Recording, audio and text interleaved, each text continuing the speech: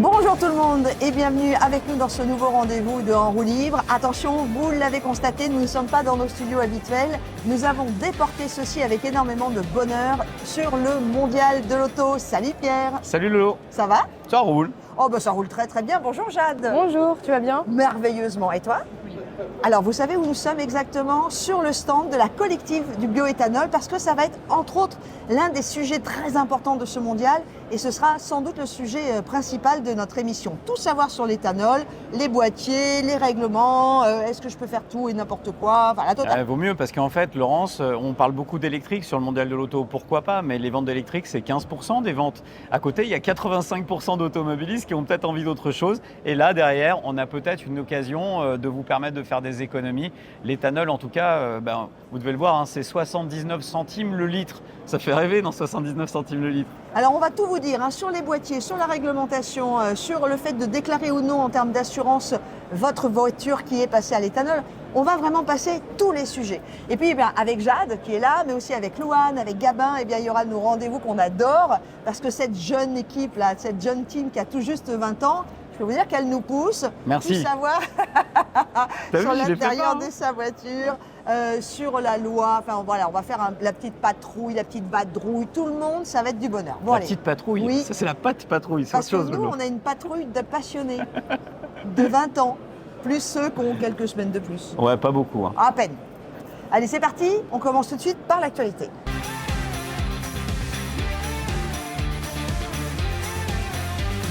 Et Jade, je l'ai dit, on est donc sur le mondial de l'auto. C'est ça, on a passé la semaine au mondial de l'auto, c'était la 90e édition et aujourd'hui c'est le dernier jour pour y aller, vous avez jusqu'à 17h30. Donc si vous voulez y aller, foncez, c'est Porte de Versailles, donc au parc d'exposition de Paris.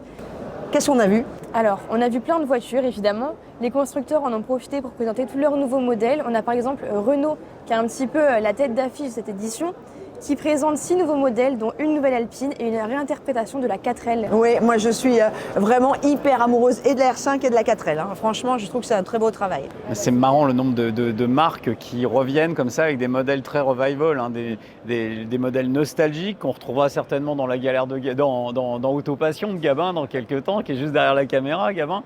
Je pense que la 4L, Gabin, va falloir aller la chercher celle-là, hein, ça va être intéressant. Mais par contre, moi, je souligne aussi, je voudrais l'innovation aussi. Je voudrais avoir quelque chose d'un peu différent parce que chez Volkswagen, c'est le combi électrique. Alors, il est à l'honneur. Chez Renault, c'est la 4L, la R5. Bon, moi, mon grand-père, il aurait adoré. Mais c'est quoi maintenant? C'est quoi la vraie innovation? Et là, il y aura aussi les innovations technologiques, hein, puisqu'il y a tout un village sur l'électrique, sur la fabrique de l'électrique. Il y a plein d'animations différentes. Franchement, on s'est vraiment régalé. Ah c'est clair. Puis l'électrique, c'est quand même vraiment au cœur des préoccupations d'aujourd'hui. Ouais, c'est ça. C'est qu'on peut plus faire sans. Non, on ne peut pas faire sans. Puis on se rappelle les propos de la présidente déléguée de l'Axiam, qui était notre invitée quand tu n'étais pas à nos côtés, la seule semaine où tu n'étais pas là. Elle nous disait quand même que quoi qu'il arrive, le véhicule du demain, mais demain longtemps, ce sera électrique. Voilà, c'était sa certitude. Nous, ce qui nous intéresse, c'est de regarder cette phase de transition. Comment on va faire pour passer d'un modèle aujourd'hui qui est essence, avec des vraies réticences à l'électrique pour certains, en proposant des solutions pour 5, 10, 15, 20, 25 ans. Je pense que ce qu'on vous présente aujourd'hui, c'est certainement la transition pour ceux qui roulent aujourd'hui à l'essence. D'autres infos sur le mondial? Oui, donc vous pouvez faire aussi des choses un petit peu plus sympas. Il y a par exemple une exposition qui montre des voitures mythiques de films. Donc, ça, c'est Gabin, ça. Il est parti d'ailleurs. Hein. Et il y a aussi du karting, des sets de DJ, il y a vraiment de tout pour tous les goûts. Donc c'est génial, foncez, il vous reste un petit peu de temps. Ouais, juste aujourd'hui, hein, donc vraiment, nous on a adoré, presque un peu triste que ça se termine ce soir, mais c'était vraiment une très très belle version, un très beau millésime ce mondial de l'auto. On va continuer nous aussi toute la journée, il n'y a pas de raison. Alors, autre sujet également, l'ami Pierre, ça va être quelque chose qui t'a un peu... Ouais, ça m'énerve un petit peu, j'aurais pu le passer en ça me gonfle, mais c'est l'arrivée des radars urbains. On en parle, alors ces radars, c'est des radars qui sont beaucoup plus petits que les radars traditionnels. Il y en a 500 qui vont arriver sur les villes de France. Ces radars urbains, donc en ville, ils sont posés, ce nombre de 500, ça c'est l'État qui l'inscrit directement au projet de loi de finances 2025. C'est la bonne petite surprise, 500 c'est beaucoup. Hein. Ouais. À titre d'exemple, en France actuellement, des radars T-Flash, il y en a en gros 4000. Donc 500 c'est une vraie augmentation. Et puis ces radars urbains, ces 500, à cela il va falloir ajouter les radars urbains de nos villes. Parce que les métropoles, depuis le projet de loi de décentralisation, ont la possibilité de demander des radars urbains. Donc on se doute que dans certaines villes un petit peu écolo-bobo, ça va y aller pour taper sur l'automobiliste. Moi j'ai peur pour nos permis. Pourquoi? Eh bien déjà, parce que ces radars urbains, ils vont être en capacité de prendre la vitesse, mais pas que. Quand ils sont installés au niveau des feux tricolores, ils vont prendre le passage au feu. Bon, c'est à la limite celui qui crame le feu rouge, ça peut se comprendre. Mais la vitesse aussi quand tu passes au vert. Alors attention à celui qui voit que c'est vert et qui accélère un petit peu, il risque de se faire prendre aussi. On va flasher tout le monde. Puis on va rajouter quoi? Ceinture de sécurité, téléphone portable et un qui me gêne. L'interdistance. Autrement dit, la distance de sécurité. Allez, je vous explique pourquoi ça, c'est une catastrophe. Vous roulez peinard, relax. Jade, qui roule tranquille sur la route, se voit dépassée par un hurluberlu, Gabin, qui va venir lui faire une queue de poisson et se mettre juste devant elle. Qui va être flashé? Jade. Parce qu'en fait, l'interdistance, qui ne la respectera pas au moment où le véhicule va repasser devant?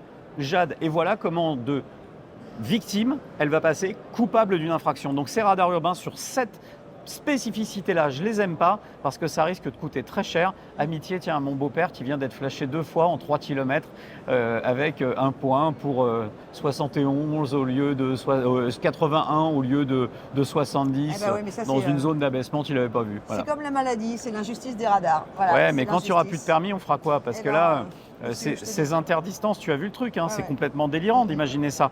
Bon, je pense qu'heureusement, on en parlera à nos avocats. Est-ce que c'est possible de le faire aujourd'hui?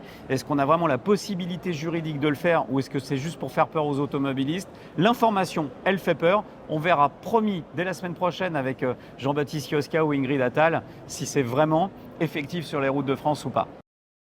Je tenais quand même à faire une petite parenthèse dans ces actus au Mondial de l'Auto, car le préfet de police de Paris, Laurent Nunez, a annoncé ce lundi 14 octobre que le périphérique de Paris est officiellement à 50 km/h. Laurent Nunez a aussi expliqué que des contrôles par voiture embarquée seront effectués en parallèle des 12 radars qui sont déjà sur le périphérique. Donc il faut vraiment faire attention. Le préfet de police a aussi annoncé que la vitesse est une compétence de la ville de Paris. Il y a un décret qui fixe la vitesse à 70 km/h, mais un maire peut très bien décider de prendre une mesure plus restrictive pour des considérations de sécurité et d'environnement. C'est ce qu'a fait la ville de Paris. L'État était contre, mais il n'y aura pas de recours car cette mesure est fondée en droit. Donc évidemment, nous, l'association 40 millions d'automobilistes, nous ne sommes pas d'accord avec ces paroles et nous vous tiendrons informés du CIE concernant les 50 km/h sur le périphérique. Bon, eh ben en tout cas, vous avez vu l'actu dans le rétro, hein, c'est un peu chargé, surtout à cause de ces radars, mais gardons le sourire sur ce mondial de l'auto qui est un vrai rendez-vous bonheur. Allez, on passe tout de suite à la sortie de piste. Et la sortie de piste aujourd'hui concerne un titre du Parisien. Et là, sincèrement, vous êtes en colère parce que vous allez voir que les pneus, ça continue à laisser des traces et on n'aime pas ça. Ah, c'est ma trace de pneu de la semaine, Laurence. On va être très clair. Je suis un peu embêté parce que j'en ai pas après le Parisien aujourd'hui en France qui fait un article, ça les fait marrer, hein, leurs traces de freinage, leurs traces de frein. Non, mais c'est pas possible ça.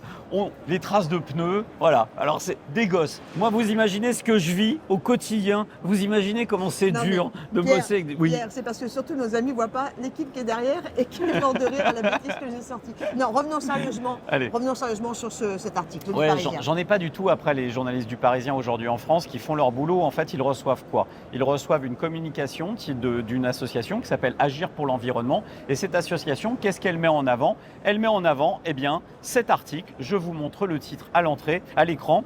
Quand vous voyez ça, tiens, Laurence. Des pneus polluants à l'usure. On est d'accord? Selon toi, Jade, ça veut dire quoi? Qui polluent plus quand ils sont usés. Exactement, ça veut dire que le pneu pollue. Que le pneu pollue. Voilà. Donc quand j'entends ça, moi je me dis, bon, je vais quand même lire l'article, mais l'information qui reste, c'est celle-là. Et effectivement, quand je lis le papier, et le journaliste a tout à fait raison, hein. Il va préciser par exemple que les véhicules électriques sont plus lourds de 20 à 25% que les véhicules traditionnels. Qu'1% de charge en plus, c'est 1% de particules fines émises au freinage en plus et aussi dû à l'abrasion de la route. Il précise aussi que, et c'est ça la fin, c'est que notre marque au Bibinum Michelin sort des pneus plus efficaces. Des pneus qui vont permettre, et c'est la bonne information, qui vont permettre de gagner 28% sur les émissions de particules. Bref, une bonne nouvelle pour l'environnement, une solution française d'une des marques préférées des Français. Sauf que ce n'est pas ce qu'on va retenir de l'article. Vous êtes comme moi, quand vous lisez le journal, vous faites comment? On tourne les pages, on regarde les titres. Qu'est-ce qu'il restera de cette communication? Il va rester que les pneumatiques polluent. Voilà ce qu'il reste. Eh bien, je dis que ces marques devraient communiquer plus avec des associations comme 40 millions d'automobilistes, bien évidemment, qui nous permettraient de mettre en avant cette information positive plutôt que celle portée par des associations d'écolos qui ne peuvent pas s'empêcher que de donner des mauvaises nouvelles sur la filière. On n'a pas besoin de ça, on a besoin de messages positifs, Laurence, qui parlent de la voiture de manière positive. Alors aujourd'hui, je le dis dans En roue libre, les pneumatiques que sort notre manufacturier français Michelin vont permettre de gagner 28% d'émissions sur les particules. Et ça, c'est positif et c'est comme ça que l'information aurait dû être traitée, pas à travers un discours d'écolo bobo. Exactement. Et les pneus, c'est quelque chose de très important. C'est un organe absolument indispensable, on le sait bien, à la voiture, mais aussi un organe de sécurité. Et je peux vous dire que tous les manufacturiers de pneus travaillent d'arrache-pied en recherche et développement pour arriver à trouver des pneus, effectivement, même des pneus sans air, ça c'est encore Michelin, mais d'autres manufacturiers qui font aussi un sacré boulot là-dessus. Et l'increvable, c'est les 1000 bornes. Exactement, le fameux jeu. Allez, on continue. Merci beaucoup Pierre, merci Jade. Dans quelques instants, c'est Louane qui va nous rejoindre, parce que j'ai l'impression qu'elle va encore nous faire une petite chose en conduite accompagnée, genre de ce qu'il ne faut surtout pas faire en fait. À tout de suite.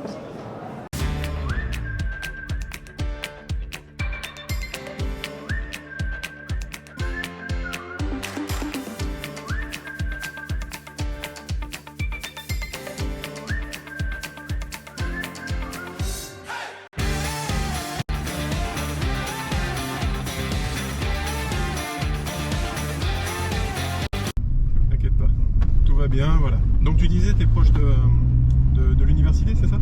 Ouais, c'est ça, je suis pas très loin, comme ça me permet de sortir et puis de rentrer, mais ça me fait des trajets courts en voiture, donc c'est pratique. D'accord. C'est vrai que c'est pratique, ouais. C'est assez sympa, ouais. Ouais, c'est bien.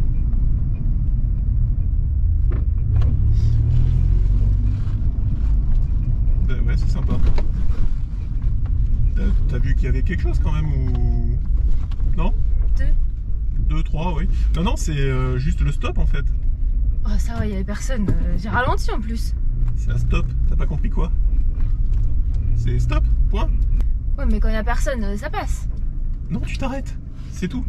Le stop, c'est surtout que si les autres te voient pas aussi, hein. C'est pas que pour toi. Mais c'est surtout, il y a un stop, il y a un vrai danger, fais gaffe, hein. Parce que là, il faut que tu t'arrêtes complètement. Tu comptes 3 secondes si tu veux dans ta tête avant de redémarrer, mais vraiment il faut que tu t'arrêtes, sinon ça peut être très dangereux, et pour toi et pour les autres. Donc là, fais attention avec ça. Hein. Et ben voilà, une fois de plus, dans Conduite accompagnée, notre amie Louane nous permet de bien faire attention à ce qu'il ne faut surtout jamais faire. Non mais dites donc, vous glissez les stops maintenant. Il n'y avait personne, voilà, on y va quoi. Non, on n'y va pas. Le code, c'est le code. On accueille notre ami maître Yoska, spécialisé en droit routier, pour savoir exactement ce que tu risques en fait. Bonjour maître. Bonjour les filles. Bonjour. Ça va? Ça va et vous? Cool. Alors, Je suis ravi d'être au Mondial de l'Auto. on est bien. Hein? Ah ouais, on est bien. On peut discuter dans les... Ah non, c'est génial, j'adore. Oui, on est bien. Bon, On voit maintenant toutes les revenons à notre choses. sujet. Ah pardon. Les stops. Stop glissé, Alors, on a fait... Les stops, c'est une grande spécialité française. Hein. Vous avez 4 points, bien évidemment, vous le savez, 90 € d'amende, 135, 375. Alors, le stop, il faut quand même vérifier 2 choses. Il n'y a pas de délai exact pour s'arrêter au stop.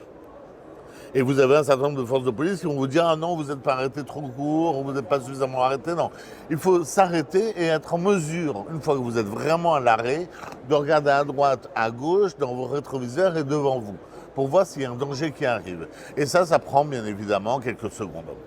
Deuxième chose, il faut le savoir, vous allez être tenté, parce que vous l'avez roulé le stop, vous allez être tenté éventuellement de le contester si vous avez une contravention. Et en le contestant, vous allez vous retrouver devant le tribunal de police. Et il faut savoir qu'en le contestant devant le tribunal de police, vous encourez éventuellement une suspension du permis de conduire, qui peut aller jusqu'à 3 ans. Donc, une fois que vous l'avez roulé votre stop... Glisser. Ah oui, rouler, glisser. Rouler, glisser. Ouais. Une fois que vous l'avez glissé votre stop, réfléchissez bien à l'opportunité de la contestation.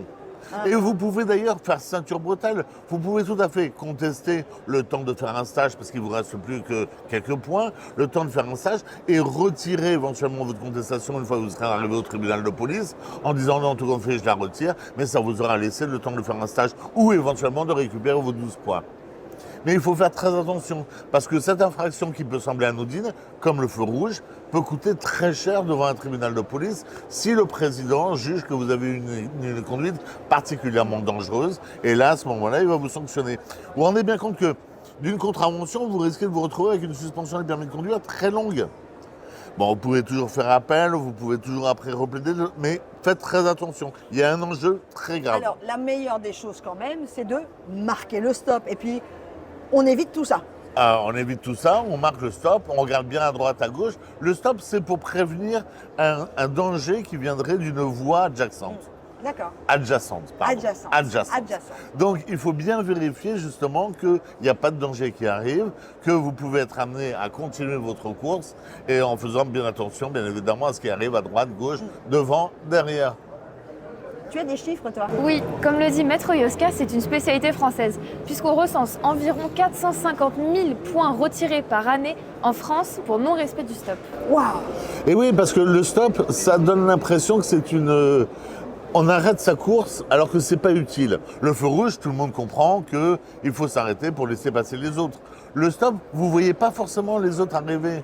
Donc vous vous dites, si je ne les vois pas arriver, je continue, je fais un peu attention, je regarde un peu à droite, à gauche, mais je vais continuer. Et puis il y a autre chose, c'est que quand on passe le permis, on nous apprend bien à marquer le stop, à regarder devant, à droite, à gauche avant de redémarrer, donc de, comme vous le disiez, quelques secondes.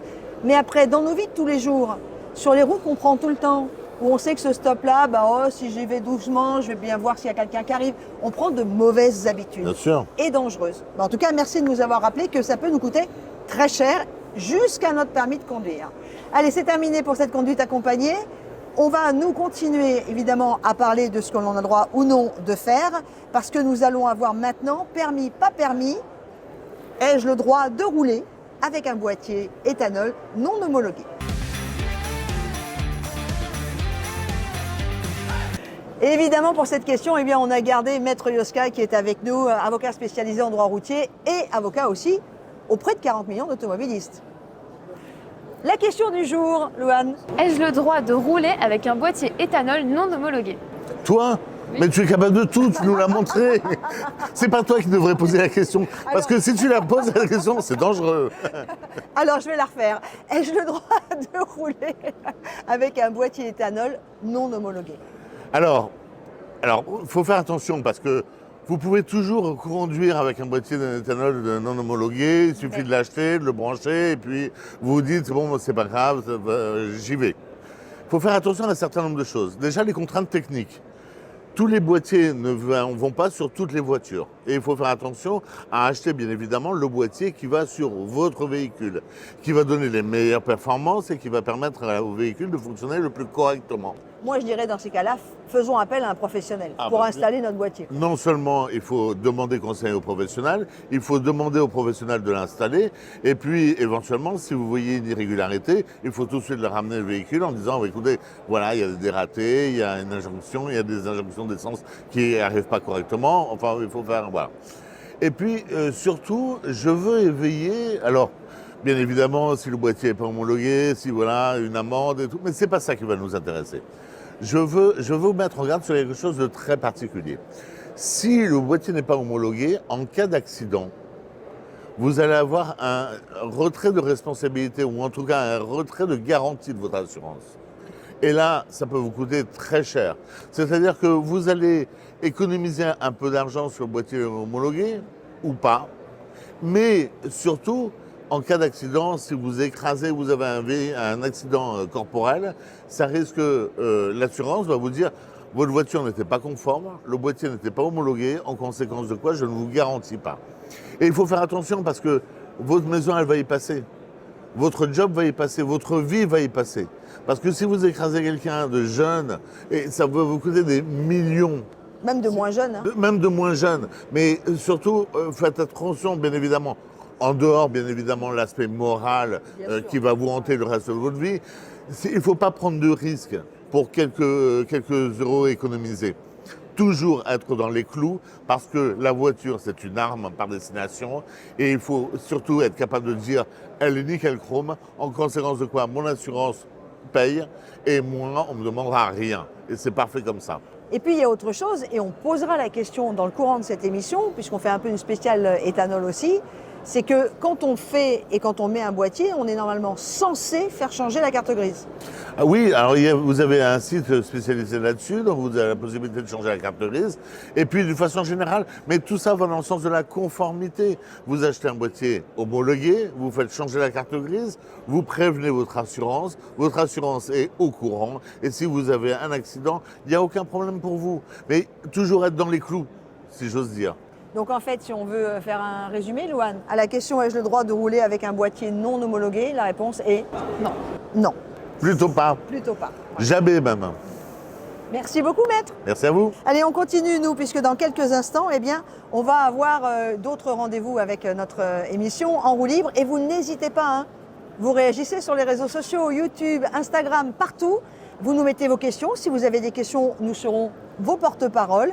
L'ami Gabin qui arrive avec sa grande passion, vous savez, des panneaux de signalisation. C'est tout de suite.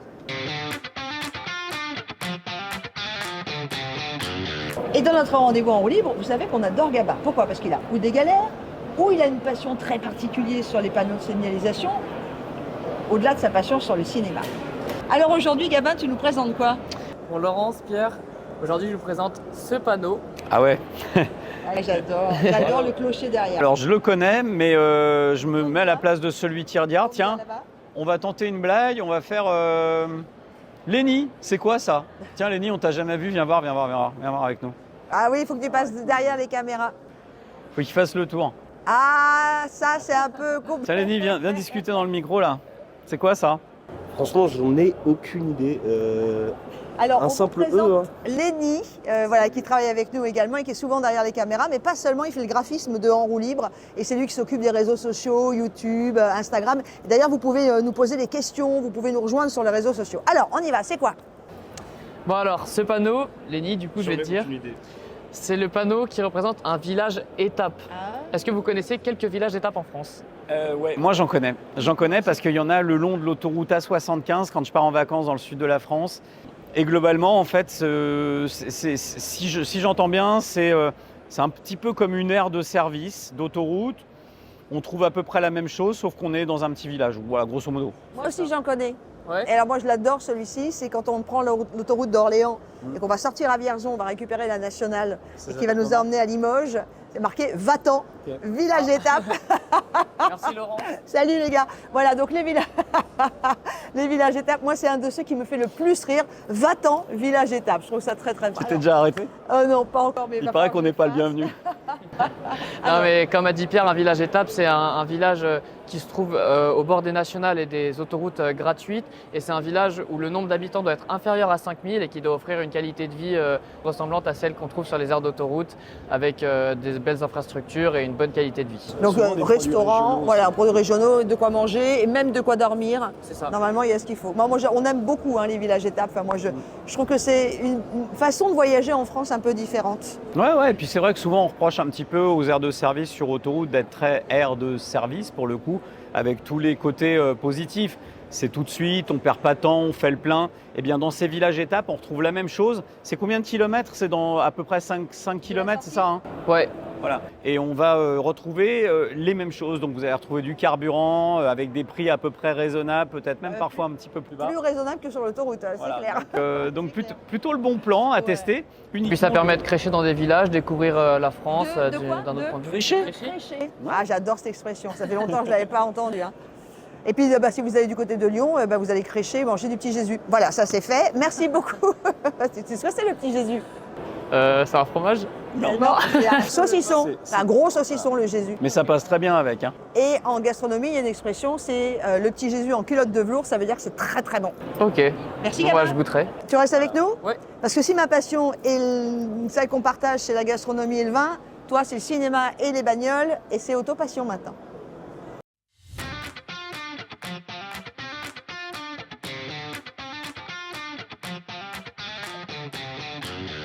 Et vous allez voir qu'en raison de ce mondial, puisque nous sommes sur le mondial de l'auto, même si c'est la toute dernière journée ouverte au grand public, puisque ça va se fermer ce soir, tu as choisi, Gabin, une voiture un peu particulière pour le mondial et parce que nous sommes sur le stand qui concerne l'éthanol. Alors Laurence, j'ai choisi une vieille voiture, une voiture d'époque qui s'appelle la Ford E-T. Et pour sa petite histoire, c'est la première voiture à rouler à l'éthanol. On la découvre avec toi? C'est ça. C'est parti. Aujourd'hui dans Passion Auto, on va voir une voiture un petit peu particulière, la Ford E-T. Vous l'avez entendu tout à l'heure avec Laurence, c'est une voiture un peu spéciale parce que c'est la première voiture de l'histoire à pouvoir rouler à l'éthanol. Donc pour ça, je ne suis pas accompagné de Vincent parce que c'est une voiture un petit peu spéciale. Elle est souvent considérée comme la première voiture à mettre toute l'Amérique sur des roues parce que Henry Ford a veillé à ce que le prix de cette voiture soit proportionnel au salaire de ses employés pour former un fondement de marché garanti.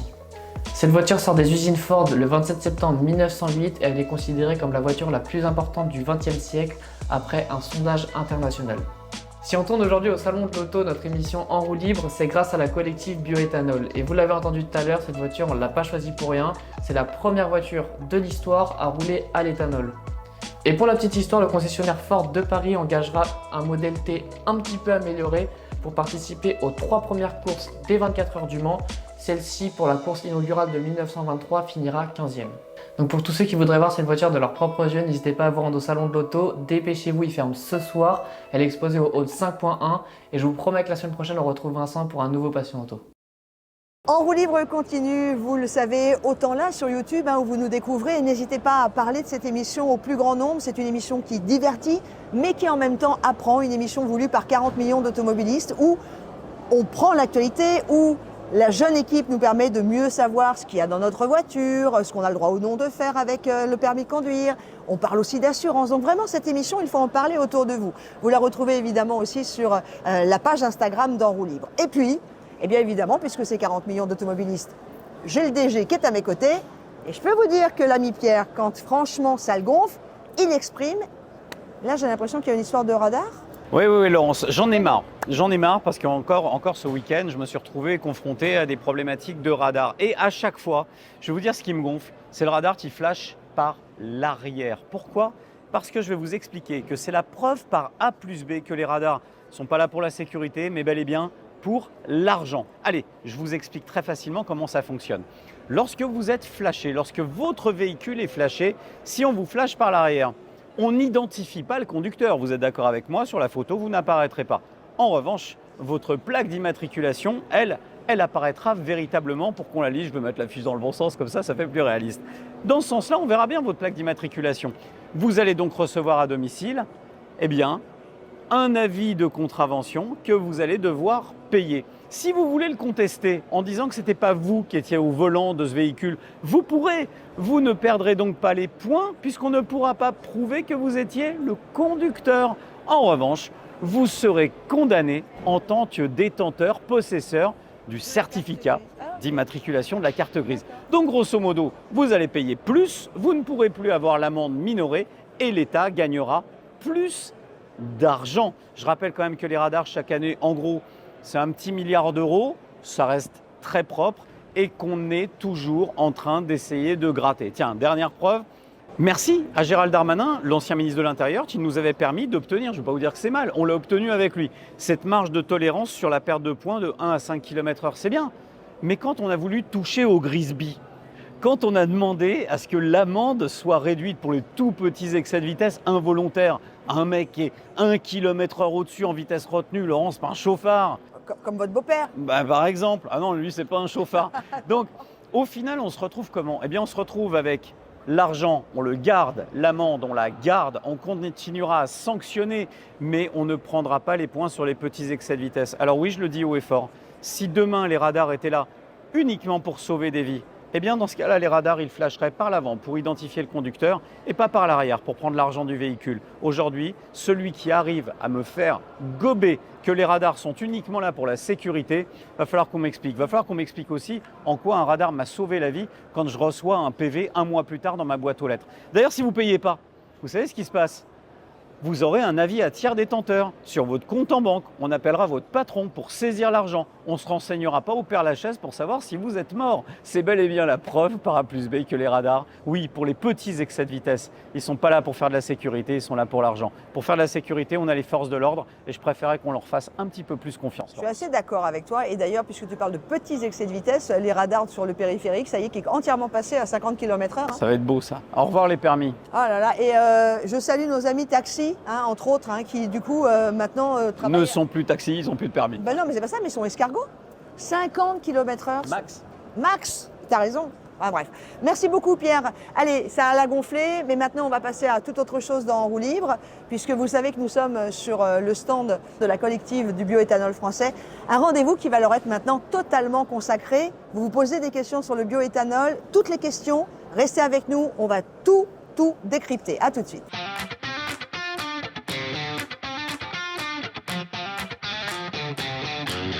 Et vous le savez, toutes les semaines, on vous propose un débat. Ou plus qu'un débat, on vous propose de mieux découvrir l'un des sujets qui nous intéresse quand on est automobiliste. Et là, aujourd'hui, sur ce mondial de l'auto, puisque nous sommes avec Sylvain Demour du collectif du bioéthanol, qui nous reçoit très gentiment sur son stand, on va parler du bioéthanol. Et moi, j'avais vraiment envie d'en savoir plus.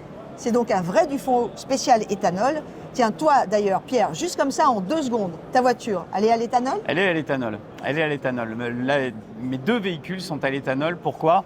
Eh bien parce qu'à un moment donné, j'ai fait la rencontre de Sylvain d'ailleurs. J'étais pas parmi les convaincus, je vais vous dire la vérité. Je me posais énormément de questions sur l'éthanol. J'avais des vrais points de questions et d'ailleurs on va reposer les mêmes questions parce que je pense qu'on est beaucoup comme ça d'automobilistes, Sylvain, à se poser ce type de questions sur l'éthanol. Et maintenant je suis convaincu. Devine combien de kilomètres j'ai fait à l'éthanol depuis qu'on se connaît ? Je sais pas. J'ai fait plus de 200 000 et j'ai jamais eu un problème. Alors vous, d'ailleurs, est-ce que vous êtes passé à l'éthanol ou est-ce que vous passeriez à l'éthanol ? Nous sommes allés vous rencontrer sur ce mondial de l'auto et on vous a posé la question. Alors vous êtes pour ou contre passer sa voiture à l'éthanol ? Bah, je suis pour. Pour. Pour. Contre. Pour. Pour. Eh bien, quand même, le bioéthanol séduit. Sylvain Demour, déjà, pour commencer, allez, quels sont les plus de passer à l'éthanol ? Alors évidemment, on va vous parler du prix, mais on va vous parler de beaucoup d'autres choses. D'abord, c'est très facile de rouler à l'éthanol, parce qu'il y en a dans 4 stations sur 10. C'est-à-dire que, où que vous alliez, vous trouvez une station sur votre chemin. Ouais, c'était pas le cas à l'époque. Hein. Pourtant, moi je me rappelle quand on s'est connus, il y en avait en gros 2 sur 10. Il y a eu une vraie accélération.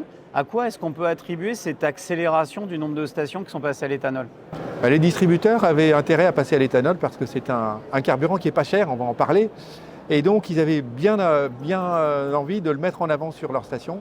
Et puis en même temps, l'usage s'est développé, les boîtiers de conversion sont arrivés et ils se sont dit que c'était un marché d'avenir pour eux, en plus des véhicules d'origine dont on parlera également. Est-ce que l'on peut juste, peut-être pour certaines personnes qui ne connaissent pas encore bien l'éthanol, resituer l'éthanol ? Qu'est-ce que ce carburant qu'on appelle l'éthanol ? L'éthanol, c'est de l'alcool. Alors c'est de l'alcool qu'on met dans le moteur, c'est pas de l'alcool qu'on boit. Pas celui-là. Moi je ne vais pas prendre un Bourgogne à l'éthanol, je sais. Donc on le met dans le moteur et ça fonctionne très bien. La Forte a été développée avec de l'éthanol. Donc c'est un carburant pour les moteurs thermiques. Qui est fait en France ? Qui est produit en France et on le produit à partir de biomasse française. Alors biomasse, c'est un gros mot pour dire des ressources agricoles. Des ressources agricoles. Il n'y aurait pas de la betterave dans l'histoire. Il y a des betteraves partout autour de nous. Mais ce n'est pas de la betterave alimentaire. C'est de la betterave qui sert également à produire du sucre. Et finalement, c'est un avantage. Ah. C'est également du blé ou du maïs qui servent également à l'alimentaire. Et on se dit, c'est peut-être pas une bonne nouvelle. Ça. Mais oui, parce que si on fait le vrai du faux, vous êtes en train de manger ce que nous on mange les humains. Donc c'est. Eh bien, c'est une très bonne nouvelle qu'il y en ait. Parce que quand il n'y en a plus, il y en a encore. Grâce au blé et au maïs et aux betteraves qu'on utilise pour produire de l'alcool, si jamais il en manque pour l'alimentaire, on a une réserve dans laquelle on peut taper. Ah oui, c'est une production supplémentaire. C'est une production On supplémentaire. n'ampute pas sur la production dédiée à notre alimentation. On vient produire en plus et on a une réserve alimentaire au cas où. Et on a une réserve alimentaire au cas où parce qu'on sait très bien qu'avec le temps qu'il fait, surtout ces temps-là, ma bonne dame, Eh bien, ça pousse pas forcément très C'est bien. moi la bonne dame. Non, mais c'est important parce qu'on est vraiment sur un vrai du faux. Et il y a beaucoup de gens qui disent oui, mais l'éthanol, ça prend des champs d'alimentation humaine, c'est pas bien. Alors que là, vous venez de nous prouver déjà le contraire. Donc, faux, ça ne va pas manger. Ça ne va pas manger sur des choses dont on a besoin. D'accord.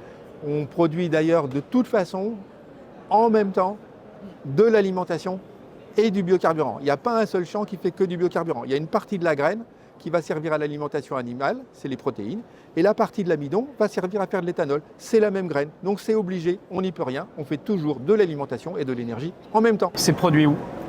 C'est produit dans la moitié nord de la France et dans le sud-ouest de la France. On transforme du maïs, du blé, de la betterave On n'importe pas. dans les grandes régions. On produit, tout ce qu'on produit est fait à partir de matières agricoles françaises. Et quand on n'en a plus assez d'éthanol, évidemment, on fait appel à des importations qui viennent en plus. En fait, c'est peut-être ce qui explique aussi, parce qu'on va parler du prix, fatalement, Eh oui. 79 centimes le litre. 79 centimes le Ça me litre. fait rêver. Hein. C'est-à-dire que grosso modo, allez, on peut considérer que vous allez faire une économie de 50% sur votre plein. Alors on entend souvent, Sylvain, oh, l'éthanol ça surconsomme, Un petit peu, attention, ça coûte pas ce que ça coûte, ça revient au même que l'essence. Qu'est-ce que vous répondez à ça? Eh ben que c'est faux, tout On est quand simplement. même sur à peu près 20% dans le moteur de consommation de bioéthanol supérieure à une consommation classique. Mais c'est pas ça qui va. Ben non, c'est pas ça qui va vous mettre dans le rouge, parce que à la pompe aujourd'hui, c'est moitié moins cher. Donc vous faites le calcul, même avec 25% de surconsommation, si on exagère un petit peu, eh bien on économise entre 40 et 50% sur sa facture. Donc c'est très intéressant. Il y a un truc et on le fait tous. Hein. Quand vous êtes passé à l'éthanol, on a tous la même réaction. Vous savez ce que c'est? On passe à la station-service et on prend la photo de notre ticket de caisse ou du compteur qui tourne clair. et on l'envoie soit à un copain, soit... On fait tout ça parce qu'effectivement, les économies sont là. Allez, on parle un peu fiabilité quand même. Moi, je me mets à la place de vous. Là, vous m'écoutez en ce moment, vous vous dites, bah ouais, ma voiture, elle roule à l'essence. Car il n'y a que l'essence qu'on peut... Le diesel, on ne peut pas le passer à l'éthanol. Est-ce que c'est fiable? Est-ce que c'est sûr? Est-ce que je ne vais pas perdre les roues de ma voiture? Est-ce que je ne vais pas me retrouver dans une situation en panne au bord de la route? Alors, pour rouler à l'éthanol, il faut tout simplement faire les choses bien. Et pour faire les choses bien, vous avez deux solutions. Soit vous achetez un véhicule flex d'origine, on en a un juste derrière nous, le Ford Kuga FlexiFuel E85, qui fonctionne d'origine à l'E85, mais aussi avec toutes les essences. Jamais de risque de tomber en panne. Soit vous avez une voiture qui est une voiture essence, une voiture qui date d'après des années 2000, disons, qui est compatible 10, et vous installez un boîtier de conversion dessus. Un boîtier qui est présenté sur ce stand par 3 fabricants de boîtiers homologués. Il y a Flexfuel, Biomotors, ouais. Flexfuel Energy Développement et eFlexfuel, et puis un 4e Borel qui propose également. Et tous ces fabricants de boîtiers vont vous permettre de transformer une voiture prévue pour rouler à l'essence en une voiture qui peut rouler à l'éthanol. Et ça marche très très bien. C'est-à-dire que Ça roule. Ah oui, ça roule, pardon. Et vous serez en roue libre. Hein, côté budget, vous allez adorer. C'est-à-dire on fait appel à une de ces 4 sociétés. On va chez quelqu'un qui va nous monter le boîtier. La voiture va être immobilisée moins d'une journée. On met le boîtier, on l'inscrit dans le moteur, voilà, tranquillement, et après c'est parti. Et là, en termes de prix, on en parlera d'ailleurs avec. On en parlera un petit peu plus tard avec avec Jade. Joanne. Ouais. Cependant, moi je voudrais revenir sur un point. Évidemment, on en parle beaucoup. On a vu que c'était une solution hyper économique. Ok, génial. Sauf que dans le vent actuel, on est sur le mondial, Sylvain. Et moi, j'ai vu quasiment que des voitures électriques. Alors je me dis que pour vous qui nous regardez, on est grosso modo 15% de Français à passer à l'électrique sur les ventes de véhicules neufs. Donc, par définition, 85%, tu passes pas. Par définition. Ouais, bien aussi celle-là. par définition. On vient de faire une lolo là. Ouais, 85% de gens qui choisissent plutôt d'ailleurs, soit de l'hybride, mais de toute façon de l'essence. Est-ce qu'on peut cumuler essence, neuf ou hybride, qui permet quand même de faire des économies, avec l'éthanol et est-ce que finalement la vraie énergie de transition, ça ne serait pas de passer par cette production, ces spécificités françaises un peu? Ouais. La première chose importante, quand on regarde les statistiques des ventes de voitures, c'est qu'aujourd'hui, 75% des voitures neuves vendues en France ont un moteur essence. Qui dit essence, dit éthanol. Parmi ces véhicules essence, vous avez des hybrides et des hybrides rechargeables. Environ la moitié. Et ces voitures hybrides, évidemment, vous allez pouvoir les équiper d'un boîtier de conversion E85. Et là, vous aurez vraiment le meilleur des deux mondes. Mais moi, je vais aller plus loin encore. 2035, fin de commercialisation des moteurs thermiques. C'est imposé par l'Europe, même si on trouve tous que c'est aberrant, qu'il n'y a pas qu'une seule solution pour rouler, mais plusieurs. Mais bon, bref, qu'allez-vous devenir? Parce qu'à partir de 2035, on aura toujours le parc existant, certes. Mais petit à petit, ce parc existant va se réduire et il n'y aura peut-être plus du tout de voitures thermiques. Il mangera des tonnes de betteraves. Oui, au petit déjeuner, voilà. Eh bien, écoutez, il y aura toujours en fait des véhicules qui utiliseront des moteurs thermiques en 2035 parmi les véhicules neufs. Parce que dans le fameux règlement, il n'est pas prévu de supprimer les moteurs thermiques. Il est juste prévu d'éliminer les voitures qui émettent du CO2 non renouvelable au pot d'échappement. En fait, ce que veut l'Europe, il n'y a pas marqué fin des moteurs thermiques. Il y a marqué fin des moteurs thermiques qui délivrent un certain nombre de CO2. Hein? Ce sont des voitures, les voitures autorisées seront toutes celles qui soit n'émettent pas de CO2 au pot d'échappement parce qu'il n'y a pas de pot d'échappement, soit des voitures dont le pot d'échappement fait ressortir un carburant dont le CO2 vient de l'air et retourne à l'air. Ça, c'est une bonne nouvelle. Hein? C'est la neutralité carbone. C'est la neutralité carbone. Et donc, vous êtes totalement dedans. Et on est totalement prêt à ça. Évidemment, pour nous, pour que ça marche, il faut supprimer l'essence fossile qui reste dans le superéthanol E85 et la remplacer par de l'essence renouvelable. Eh bien, cette essence renouvelable, elle existe déjà aujourd'hui. C'est des dérivés des huiles qui sont produits en même temps qu'on produit des carburants pour l'aviation. On a fait les tests. Et ça marche. Ah, c'est génial. Dernier point. Oui, dernier point, monsieur Pierre. Écologiquement, on est obligé d'en parler parce qu'aujourd'hui, c'est quand même ce qui est au cœur, c'est l'alpha et l'oméga des politiques européennes en termes de mobilité sur les voitures. On se situe comment? Émissions carbone, émissions de particules fines notamment, on en entend beaucoup parler. Comment ça fonctionne sur un véhicule éthanol? Eh bien, la bonne nouvelle avec le superéthanol, c'est qu'il est encore plus super que ça, puisqu'il divise par 10 les particules fines. Et avec les nouveaux carburants qu'on a développés sans essence fossile, on réduit encore les particules fines. Donc on a un carburant qui, au pot d'échappement, réduit énormément les polluants et donc respecte la qualité de l'air. Alors moi, Laurence, j'ai testé. Je peux que vous rassurer puisque effectivement, je roule à l'éthanol maintenant depuis des années sur le conseil de Monsieur Sylvain Demour, et oui, ça fonctionne très bien. Je peux que vous rassurer sur les pannes, sur les véhicules, parce qu'effectivement, c'est quelque chose qui roule.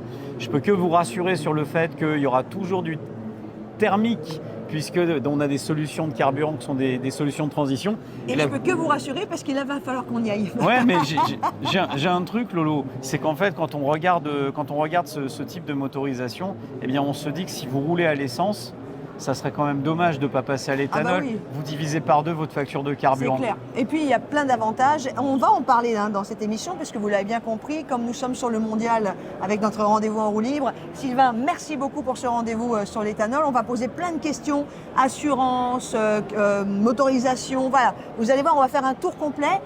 Et bien pour ça, je vous propose donc de rester avec nous.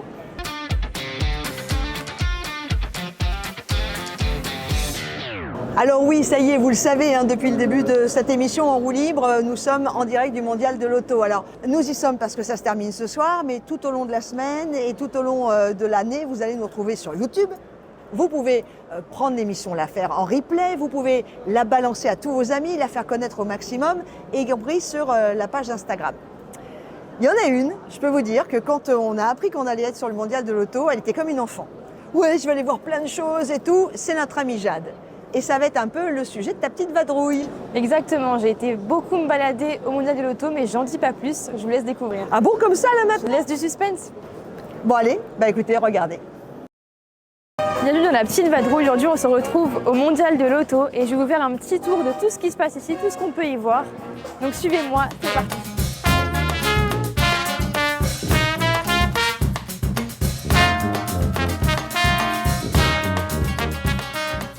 On retrouve ici de nombreux constructeurs, mais on retrouve aussi le stand sur lequel on tourne l'émission actuellement, la collective Super Éthanol.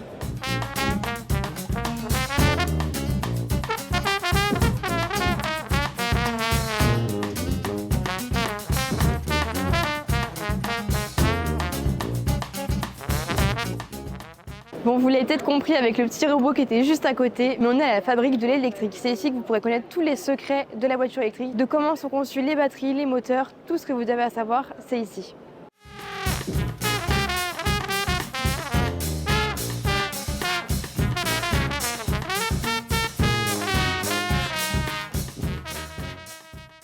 Nous voilà au stand Peugeot et juste derrière moi une voiture un petit peu futuriste.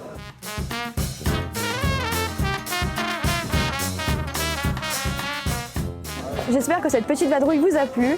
Il vous reste quelques heures pour venir au Mondial de l'Auto, donc n'hésitez pas et on se retrouve la semaine prochaine comme d'habitude.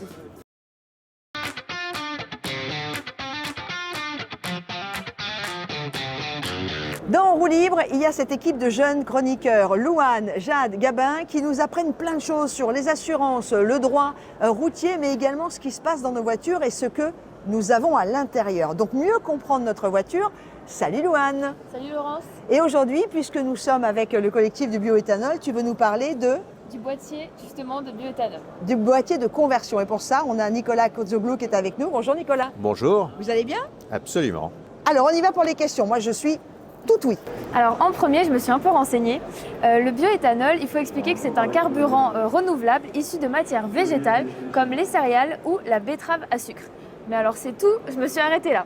Du coup Nicolas, est-ce que vous pouvez nous expliquer à quoi sert le boîtier? Alors, le boîtier permet d'adapter en fait la combustion.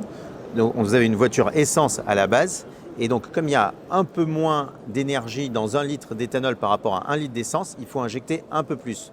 Et donc, le boîtier est connecté aussi avec un capteur de teneur en éthanol qui permet de savoir combien il y a d'éthanol dans le réservoir. Et donc, ensuite, injecter un peu plus et donner l'indication aux injecteurs d'injecter un peu plus de carburant pour qu'à la fin, au moment où il y a l'étincelle dans le cylindre, dans le moteur, eh bien, il y a la bonne quantité d'énergie quand ça brûle. D'accord. Et alors du coup, est-ce que vous pouvez nous dire un peu quels sont les plus d'installer un boîtier de conversion? Alors, il y a 2 manières de rouler au superéthanol E85. Soit vous avez une voiture flex-fuel d'origine, comme celle qui est juste derrière, soit vous avez le boîtier. Le boîtier est absolument nécessaire pour transformer une voiture essence en superéthanol. Et même comme ça reste un boîtier flex E85, même avec un boîtier, vous pouvez continuer à utiliser de l'E85 ou de l'essence samplon 95 E10 par exemple, si vous ne trouvez pas de superéthanol E85 au moment où vous roulez. D'accord. Alors si jamais vous aussi vous voulez passer à l'éthanol, sachez que pour la conversion, il faut compter à partir de 700 € et ça peut aller jusqu'autour des 1500 € selon la catégorie et le fabricant du boîtier. Bon, bien sûr, pensez à vous renseigner auprès des collectivités puisque certaines proposent des aides à cette conversion. Revenons sur ce fameux boîtier bioéthanol. Je vais prendre rendez-vous avec le garagiste qui va pouvoir me le changer. Je vais compter combien de temps d'immobilisation de ma voiture? C'est une demi-journée. D'accord. Ensuite, est-ce que je vais sentir des différences en conduisant parce que j'aurais passé au carburant bioéthanol en partie Non, absolument aucune différence. Alors la seule différence, c'est qu'on consomme un peu plus, donc 25% de plus avec le superéthanol par rapport à l'essence. Et donc ça veut dire qu'on passe un tout petit peu plus fréquemment à la pompe. Et voilà, donc ça veut dire qu'il y a 25% de surconsommation. Donc au lieu de passer 5 fois, on passe 6 fois à la pompe. Ça reste quand même très très proche. J'ai beaucoup entendu dire que le bioéthanol avait également un pouvoir un peu nettoyant. Oui, effectivement, c'est nettoyant, donc ça permet d'enlever des choses qui peuvent être sur les durites. Et donc c'est pour ça aussi que les fabricants de boîtiers suggèrent, après quelques pleins à l'E85, après l'installation du boîtier, de changer le filtre en fait, le filtre essence. Ça c'est important de le préciser. D'autres choses à préciser aussi? On a fait le tour? Je crois qu'on a fait le tour. Il n'y a plus qu'à rouler plus vert et encore moins cher. Voilà, parce qu'on vous l'avait dit avec Sylvain Demour, mais l'impact écologique de rouler à l'éthanol est également extrêmement positif. Tout à fait. D'un côté, on fait 50% de réduction de gaz à effet de serre et 90% de réduction des particules fines.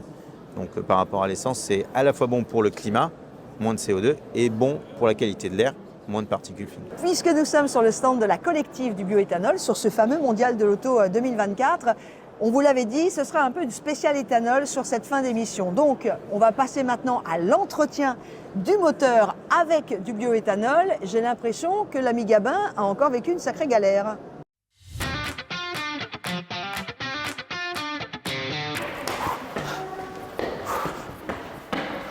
Ah, salut Sonia. J'ai vite voir Gilles, je suis désolé, j'ai pas le temps de te parler. Ok, vas-y. Salut Sonia.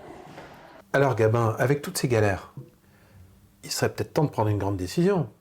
C'est-à-dire? Bah, tu pourrais modifier ton véhicule. Ouais, on m'a parlé de l'éthanol. Tu penses que c'est une bonne solution ou pas? C'est la première fois que tu devines la solution. Ouais. C'est bien Gabin, tu progresses. Ouais. Ça c'est bien. C'est pas mal. Et alors, qu'est-ce qu'on t'a dit? De me renseigner auprès de toi. Ah bah je te remercie, ça me revient toujours. Ouais. Alors tu as bien raison, c'est une excellente solution. Donc ton véhicule, aujourd'hui, il fonctionne au 95. C'est ça. Et donc on t'a conseillé de changer donc, le carburant pour passer au superéthanol. Mais tu vas devoir monter un boîtier. Ok. Et tu vas devoir monter un boîtier par un centre expert. Un centre qui a été formé pour pouvoir poser et qui est homologué donc, par l'État pour pouvoir poser donc, un boîtier de conversion donc, au superéthanol. Tu passes d'un carburant 95 à un nouveau carburant qui s'appelle superéthanol. T'as compris jusque-là? Ouais, pour l'instant, j'ai compris. Voilà. Sauf que en utilisant ce carburant, avec ce boîtier, tu vas devoir utiliser des produits régulièrement. Le premier, c'est quand tu vas poser le boîtier, tu verras ton spécialiste, ton centre expert Bardal, il va te préconiser de mettre un nettoyant d'injecteur dans le réservoir pour éliminer tous les dépôts qui peuvent être générés par le changement de carburant. Ça, c'est au moment où tu poses ton boîtier. Ok. Et puis après, une fois que ton boîtier sera donc posé, que tu rouleras au superéthanol, avec un boîtier homologué évidemment, eh bien, il faudra que tu ajoutes un traitement superéthanol Bardal à chaque fois que tu fais le plein. Tu verras, c'est des solutions qui ne sont pas coûteuses, de façon à éviter d'avoir des problèmes de démarrage quand il y a beaucoup d'humidité. Et puis aussi parce que le superéthanol, c'est un carburant qui est beaucoup plus sec que le carburant 95, que l'essence normale que tu utilises aujourd'hui. Et il faut donc apporter une lubrification pour le démarrage et pour le fonctionnement. Et avec ça, tu auras zéro problème. Tu rouleras au superéthanol, c'est plus économique, c'est plus écologique. Et donc, tu as répondu à toutes les questions que tu peux te poser, j'espère. Très bien. Bah, encore une fois, merci Gilles. Bah, je t'en prie, n'hésite pas. Bon alors Gabin, donc tu m'as expliqué tout à l'heure que tu allais peut-être équiper ta voiture d'un boîtier de conversion superéthanol. Superéthanol, c'est ça, ouais. Voilà. Bon, si tu le fais, tu te souviens, je t'ai conseillé de le faire auprès d'un centre agréé. Exactement, ouais. Avec un boîtier homologué. Oui. D'accord? Donc ouais. compatible avec ton véhicule. Ouais. Bon, une fois que tu l'auras fait, tu dois utiliser le traitement superéthanol Bardal à chaque plein.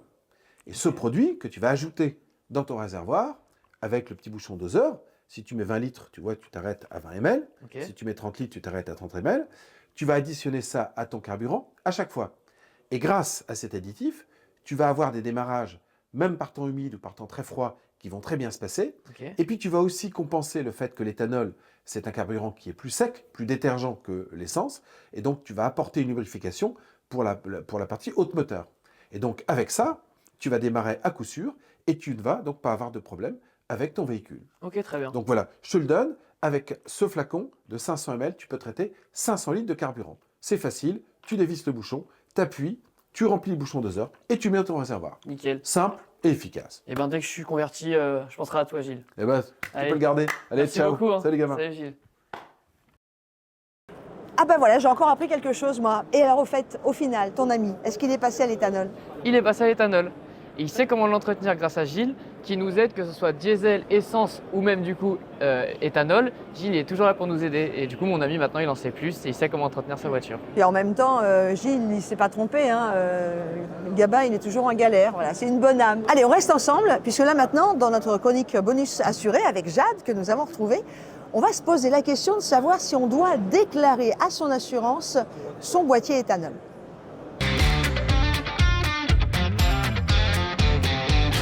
Sur notre émission en roue libre ce dimanche matin pour la dernière journée d'ouverture au grand public du Mondial de l'Auto et toujours merveilleusement accueilli sur le stand de la collective du bioéthanol, on s'est posé la question avec Jade, ce qui se passait au niveau de l'assurance si on faisait changer sa motorisation avec le bioéthanol. C'est exactement ça. Donc comme d'habitude, j'ai appelé Olivier Moustakakis, le cofondateur de Assurland.com et je lui ai demandé de venir directement avec nous sur le salon. Bonjour Olivier. Bonjour. Bonjour.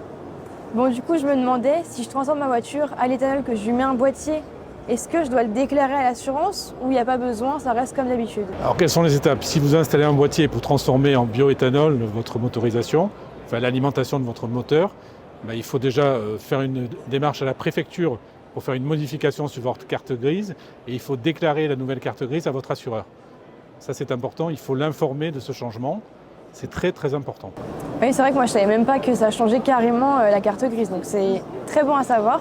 Et je me demandais, est-ce que ça peut modifier aussi du coup la prime d'assurance, le tarif qu'on paye? Alors non, le tarif ne sera pas modifié, tu payeras stricto sensu la même chose, mais il faut informer l'assureur de cette modification en lui transmettant les nouveaux éléments. Et en règle générale, dès que tu fais une modification d'une spécificité de ton véhicule, du risque assuré, il faut en informer l'assureur. C'est systématique, il faut faire la démarche, faute de quoi, en cas de sinistre, si tu n'as pas informé l'assureur, il pourrait se retourner contre toi en disant je ne vous indemnise pas parce que vous n'avez pas fait des modifications, je n'étais pas informé et le véhicule n'est pas conforme aux spécificités indiquées sur la carte grise. En fait, cette histoire de carte grise, elle va se faire automatiquement quand je vais prendre rendez-vous et que je vais faire poser le boîtier. Le réparateur va me proposer ou va le faire aussi automatiquement. Alors la démarche est la suivante, c'est-à-dire que le réparateur va vous fournir un certificat de conformité. Il faut que le boîtier soit conforme, autrement l'assureur ne couvrira pas. Donc il va vous donner un certificat de conformité et avec ce certificat, vous faites les démarches auprès de la préfecture pour justement faire les modifications au niveau de la carte grise. Et une fois que vous avez en main la nouvelle carte grise avec la mention qui convient bien en disant que c'est passé au bioéthanol, c'est cet élément-là qu'il faut transmettre à votre assureur. Et je crois que les démarches sont extrêmement simples à faire maintenant pour les changements de carte grise. Elles se font en ligne sur le site pour la préfecture et on n'a même pas besoin de se déplacer, de faire des queues des fois à l'époque. Souvenez-vous, notre génération, ils ne connaissent pas ça. On pouvait attendre 3 heures qu'on soit appelé au guichet pour faire les changements de carte grise. Et de la même façon, transmission à l'assureur, ça peut se faire directement sur une app ou sur l'espace client de l'assureur.